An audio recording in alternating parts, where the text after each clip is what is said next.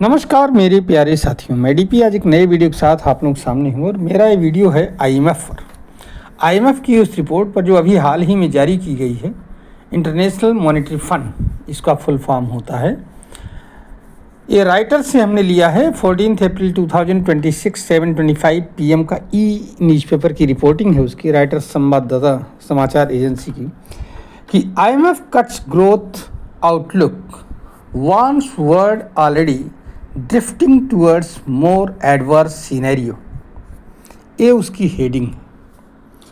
आइए देखते हैं, इसमें है तो बहुत लंबी चौड़ी रिपोर्ट, लेकिन मैंने उसमें से कुछ काम की चीज़ें या कुछ आवश्यक चीज़ों को ही बताने की कोशिश किया है कि आईएमएफ ने फाइनेंशियल ईयर 2027 अर्थात 26-27 में भारत की ग्रोथ रेट को बताया है 6.5%, जो कि हाईएस्ट है। ध्यान रखिएगा, पहले ये रिपोर्ट थी, आईएमएफ की ही रिपोर्ट थी 6.4% की, लेकिन अब इसी आईएमएफ ने भारत के लिए 6.5% बता दिया।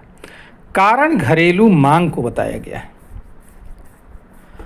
और पूरे वर्ल्ड की जो ग्रोथ रेट होगी वो होगी 3.1%, जो कि पहले की अपेक्षा 0.2% कम होगी। और उसमें कारण दिया गया है geopolitical scenario and energy crisis. समझ रहे हैं? अब यहाँ पर चाइना के लिए ग्रोथ रेट कितना बताया गया है ये भी जानने की कोशिश करिए।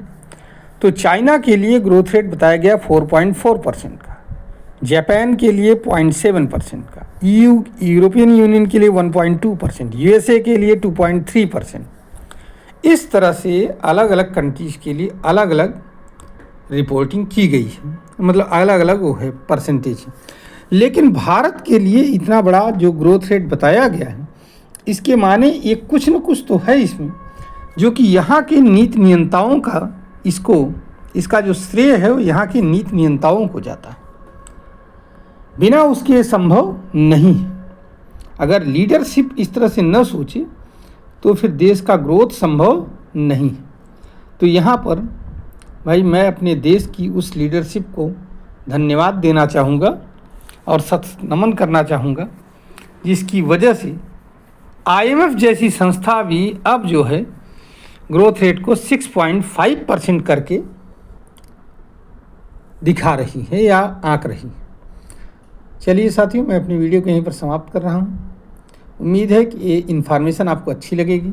धन्यवाद, नमस्कार, जय हिंद, जय भारत, वंदे मातरम।